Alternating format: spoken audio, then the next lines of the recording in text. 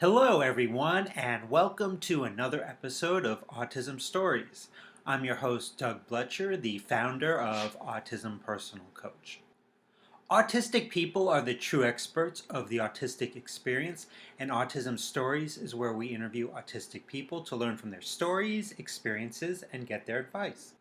If you would like to be notified about each week's episode of Autism Stories, we suggest you subscribe on your favorite podcast listening platform. We would also appreciate it if you could give us a positive rating and review, as it will help others to learn about autism stories.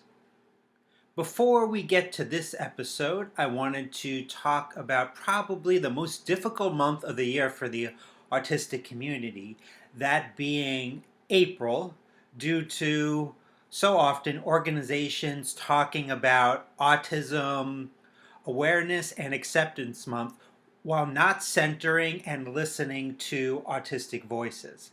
I wanted to do something about that to make this April a little bit better for the community. And that's why I'm proud to announce that Autism Personal Coach will be presenting STEMI Vibrations, which will be a day to celebrate autistic voices on April 2nd. This event will bring together autistic podcasters who will each drop a brand new episode of their podcast. Between each premiere, we want you to talk about this episode with us in our chat for the event. To learn more about STEMI Vibrations, check out the link in the podcast description for this episode.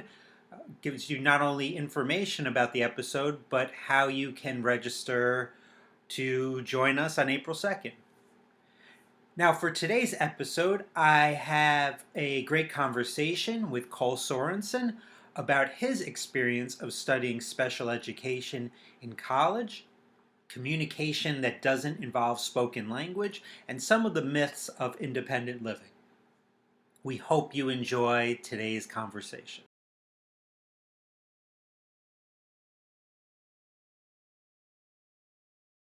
Cole, thanks so much for joining us today.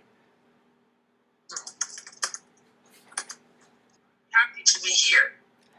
I wanted to start off and learn, like I do with so many of our guests, is where does your story in the autistic community begin? My path to diagnosis was a pretty complicated one, and honestly, I don't know the full story, but I can share what I do know. The first time anyone suggested I might be autistic, I was probably around 5. Starting school went really poorly for me, and although I was able to speak before then, I lost that ability almost entirely when I entered school. My parents absolutely didn't want to consider the autism explanation, though, and came up with all sorts of their own theories about what was going on with me.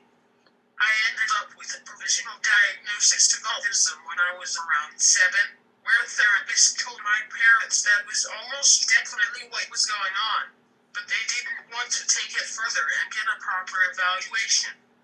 I was in a lot of therapies for a while. I'm not really sure what kind, though I have some suspicions based on my memories of the time. They were all pretty social skills focused. After a few years, I settled into school enough that I regained a little bit of my speech, but it was never really enough to express my full thoughts and feelings. I could answer questions pretty well, but initiating communication was incredibly difficult. I describe it like an inertia thing. An object at rest stays at rest unless it's acted on by an external force. If I wasn't speaking, I couldn't start speaking unless I was prompted by someone, usually through a question. So for the most part, when I had something to say, it was a matter of waiting and hoping that someone would notice and ask me the right thing that let me say it. Most of the time, that didn't happen. My parents kept me out of special education, so all the services that I got were from teachers who saw that I was struggling and set aside time to help me.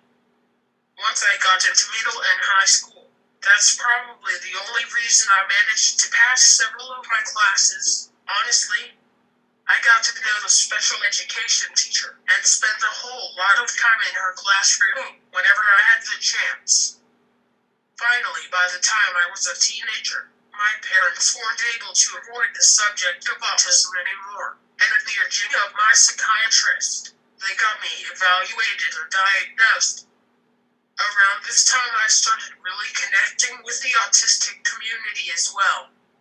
Growing up, a lot of my friends had been autistic or otherwise disabled, but it hadn't been something we talked much about. But by the time I was in high school, I started connecting to autistic people online who introduced me to the autistic community, and I learned that there was a community of people like me out there. It wasn't until I got to college that I was introduced to AAC as a kid, and I took to it pretty quickly as I realized how much more fully I was able to communicate with it. I got involved with the AAC community then too, which was great. Now, you just mentioned that you use AAC, and something that I think's essential is respecting someone's mode of communication, whatever it is. And that respect really should continue if a person switches from one form of communication to another.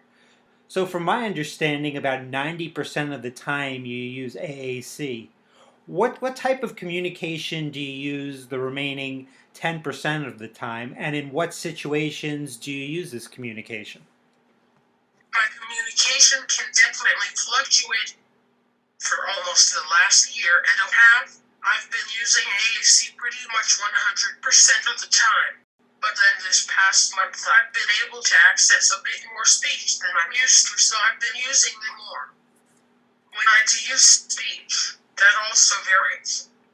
It can be echolalia, whether communicative or not. I do a lot of words approximations, just mouth sounds that are almost words but not quite. I sometimes use scripted speech. Or sometimes I'm able to speak without scripting, just in the moment. Most of the speech I do use is scripted though, to some extent at least.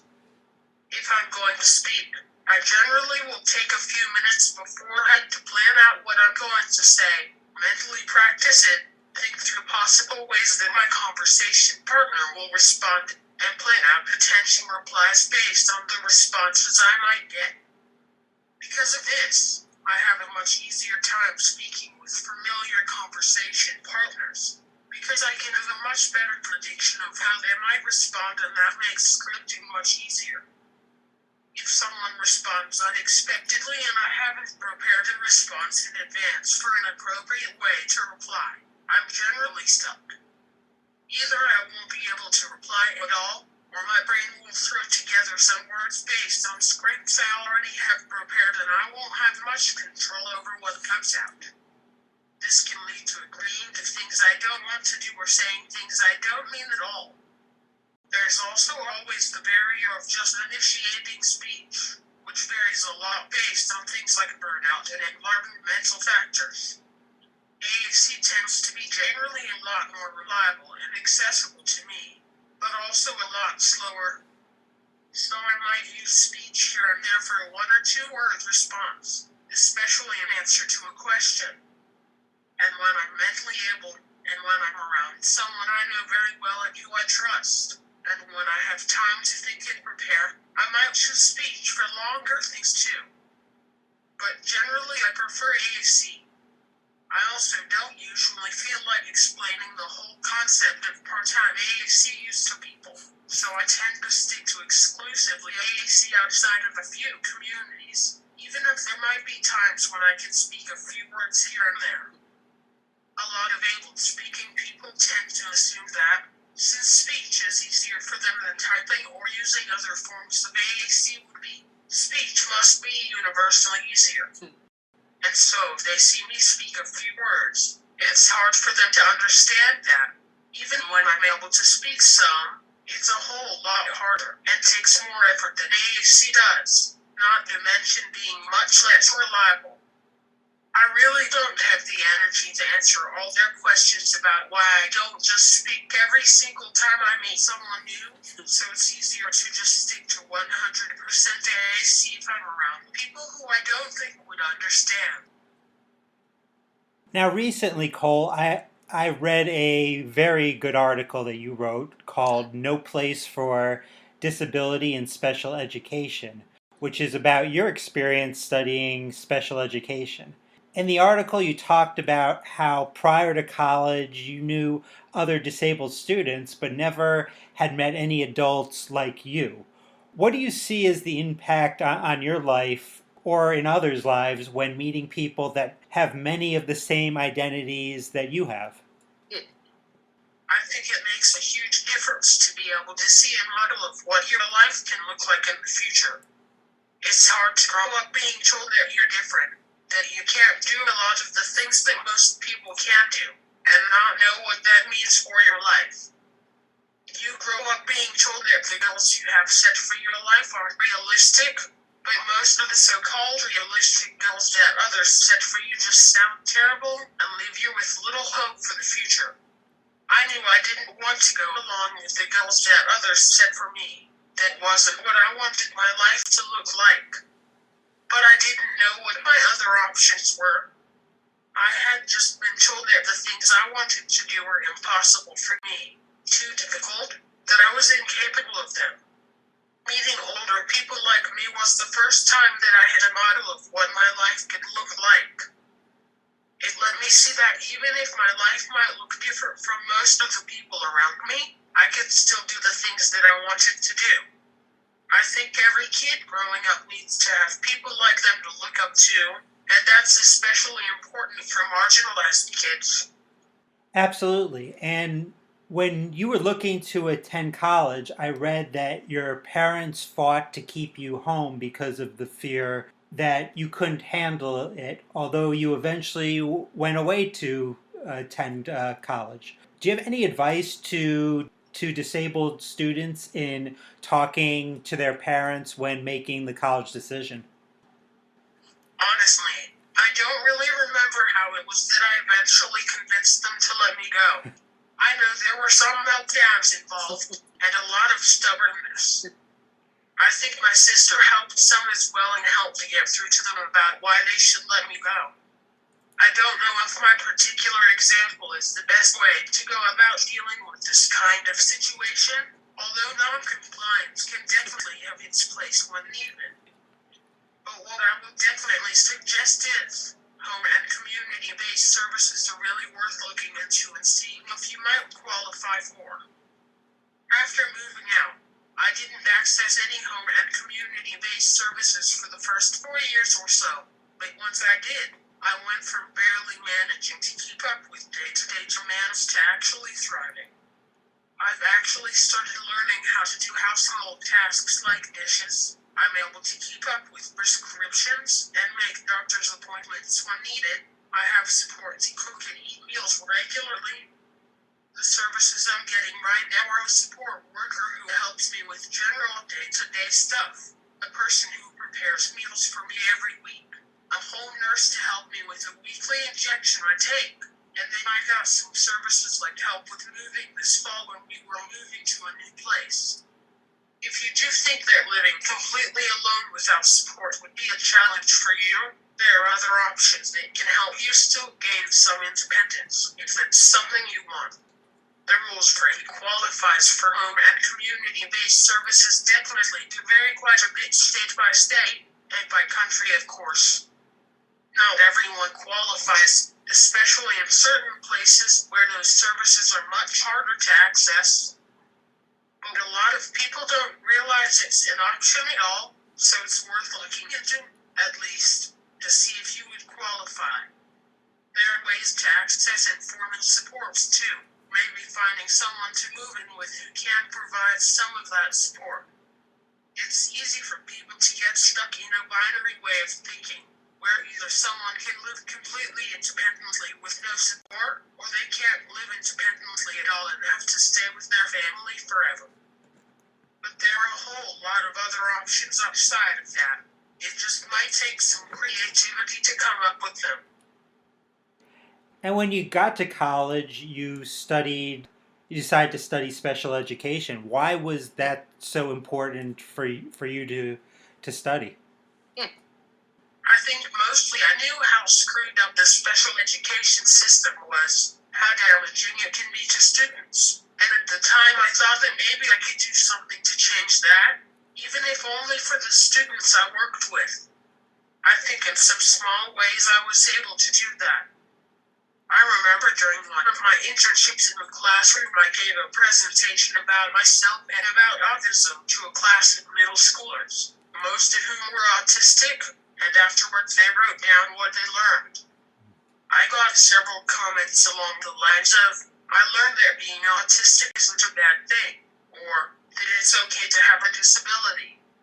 That was a nice moment. But for the most part, I realized that so much of the harm with special education is systemic and just one person isn't going to be able to fix that. Even though I didn't end up becoming a classroom teacher, I'm still finding ways to do similar work. Right now I teach a class on self-advocacy to transition-age young people with intellectual and developmental disabilities. So I'm still able to do the kind of work that's important to me, just not within the special education system.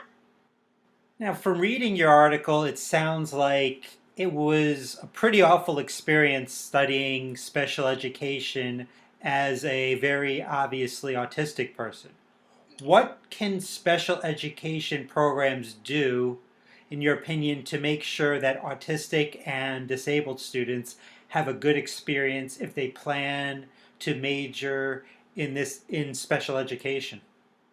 It was very clear to me once I entered the special education program that nobody had really expected someone like me to be there. That was obvious in both just the interpersonal ways that I was treated by faculty and my classmates, but also in policies that didn't accommodate me. The professors would sometimes talk about the importance of setting high expectations for your students with disabilities, but by their surprised reactions when I walked into their classroom for the first time, you could tell their supposed high expectations weren't actually all that high. So that's one of the big things that special education programs can do. Design your curriculum with the assumption that some of the people you're talking about might actually be in the classroom with you. And if you think that your curriculum might be uncomfortable for a disabled person to sit through, that's a sign that there's an issue with your curriculum, not that the disabled student doesn't belong there. I'm not saying that you can't cover tough topics in class, and heavy things like the history of institutionalization are absolutely important to talk about with future special education teachers, for instance.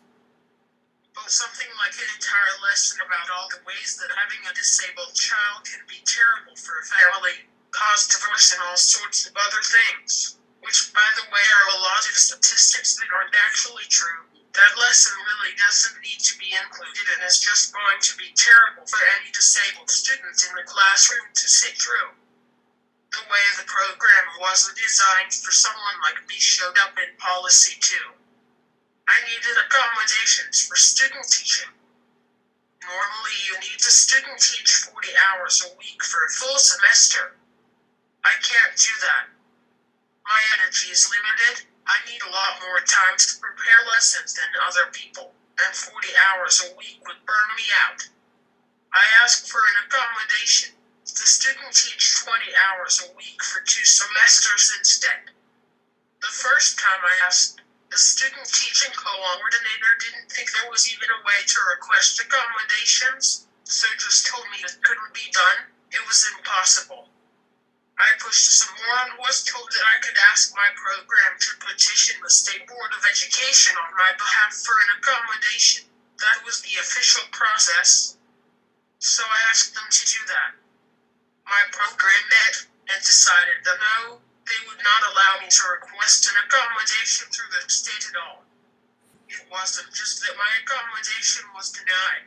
I wasn't given the opportunity to even request it from the board who would actually be making the decision. My program said that a license would allow me to work as a full-time teacher after graduation, so if I couldn't prove that I could teach full-time, they wouldn't give me the opportunity to get the license. I fought their decision for a while, but the stress got to be so bad and took such a toll on my mental health that I was forced to give up. I switched to a non-licensure track and graduated with a degree in special education but no teaching license, so I can't be a classroom teacher. The things my program did definitely violated the law. I wish I had been able to fight it more, but I couldn't. But to go back to your question of what special education programs can do to make sure disabled students have a good experience, really, just look at your policies, look at the ways that they can exclude disabled people, and address those in advance. Don't make the disabled students that go through and challenge all those barriers on their own that will just end up forcing students out of your program. Help break down the barriers the student is facing, then add to them.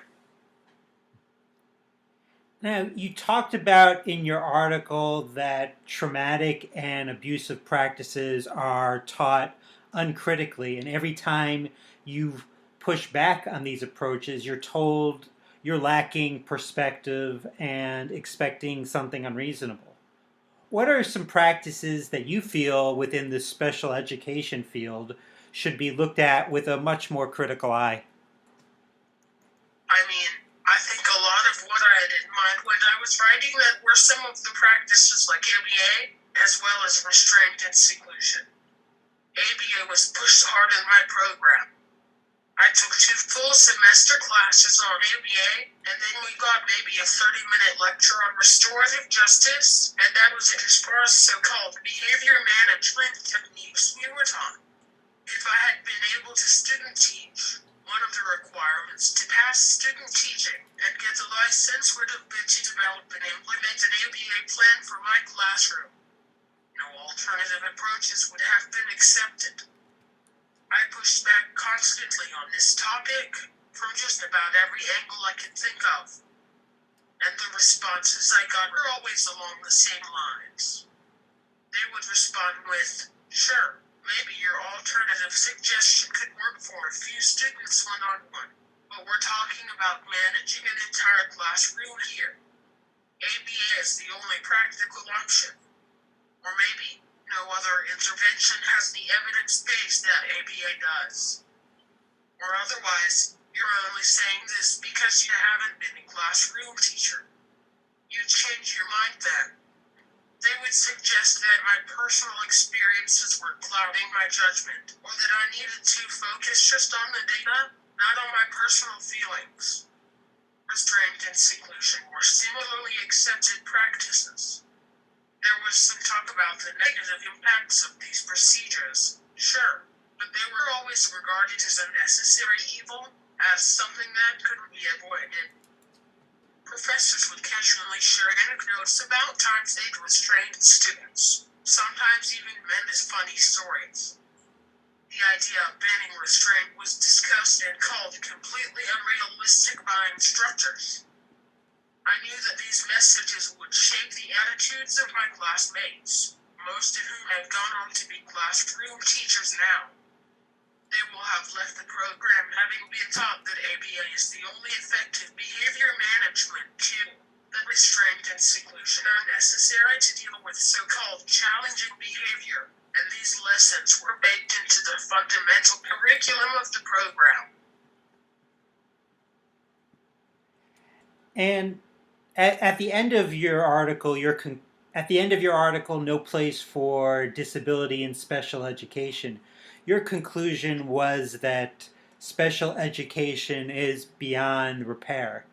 If that is indeed the case, what do you hope your future is in supporting the autistic and disabled community?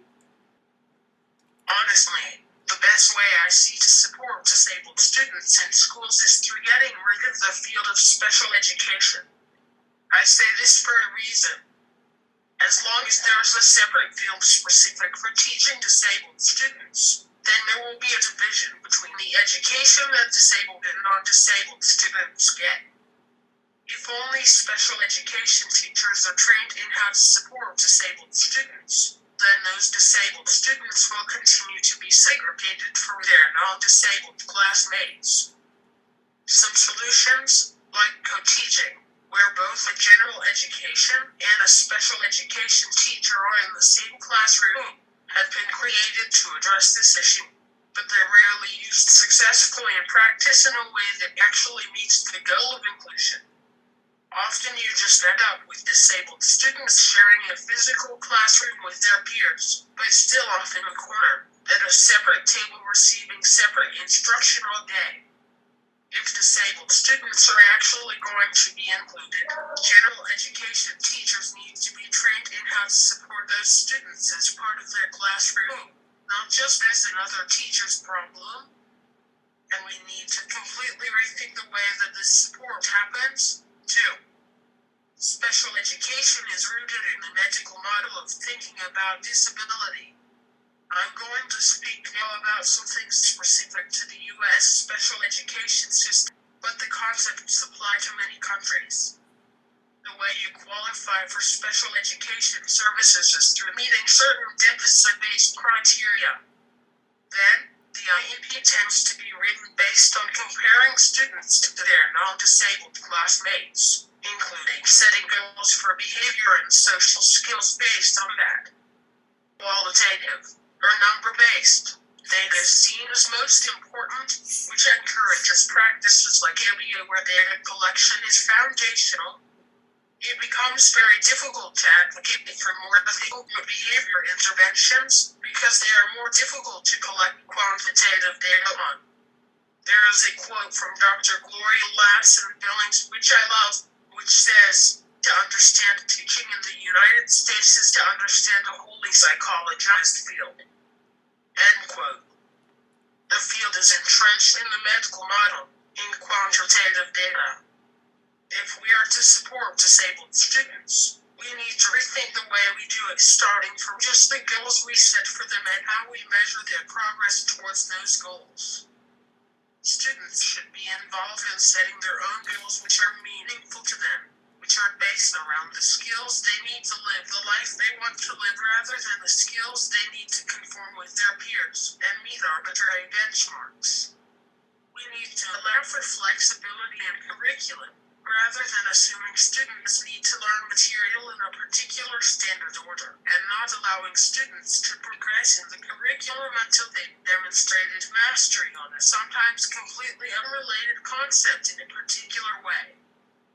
We need to prioritize communication access as early as possible, and provide students with communication tools even when they have access to some speech.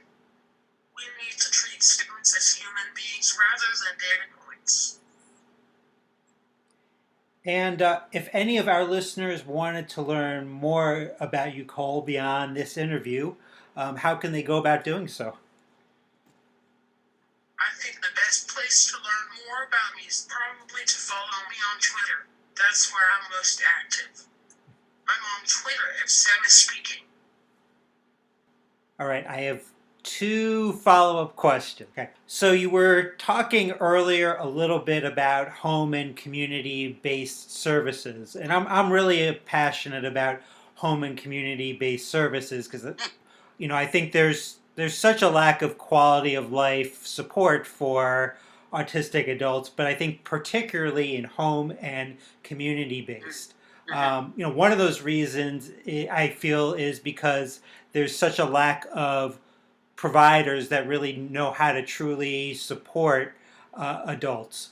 So I'm curious. Do you have any suggestions on what maybe you look for when finding a provider at home or in the community that truly can be helpful to you?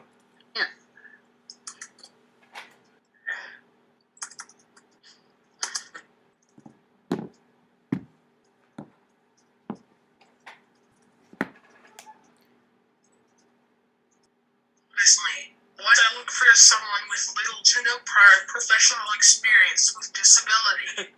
My experience with disability professionals tends to be that if they have been trained in how to supposedly support disabled people, they have been trained to see disabled people as lesser than and as a client or patient instead of a person. I hire all my own staff, and I look for people who treat me like a person. Honestly, a big thing I look for is someone who will do things like swear around me, which sounds like an odd criteria, but I found is a good way to show that they see me as an adult and a person. I also talked to them in the interview about my expectations around them respecting my autonomy and presuming competence, and make sure they understand that they are there to support my decisions, not make decisions for me. And you were also talking earlier about goals for students in special education, and a lot of times those goals occur in IEP meetings, and so often autistic and disabled students are really not included in those meetings and creating their own goals. It's your learning. You should be involved in creating what is important for you in learning. And so, kind of, what do you think would be some ways, as your cat joins us, it looks like, uh, what would be some best ways for maybe students or their family members to advocate for their participation in these meetings?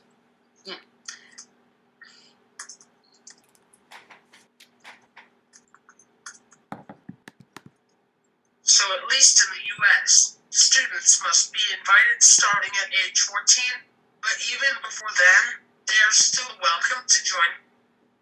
I've found school staff will sometimes discourage student participation, often just because they recognize at some level that the way they are discussing the student is very deficit-based. But students have the right to be there and included. It's also important to work with the student on how to get involved, because just throwing a student into a meeting with no preparation can be a really overwhelming experience. Talk to the student ahead of time about the structure and format of the meeting, what the goals are for the meeting, and give the student time to think about what they'd like to contribute in advance. Look through the IEP with them and explain all the components so they understand what's on it and what's being discussed. And advocate for the participants at the meeting to use plain language and explain what they're talking about so that the student can keep up. Advocating at these kinds of meetings is a skill that needs to be practiced and developed, and it's something that you can practice over time.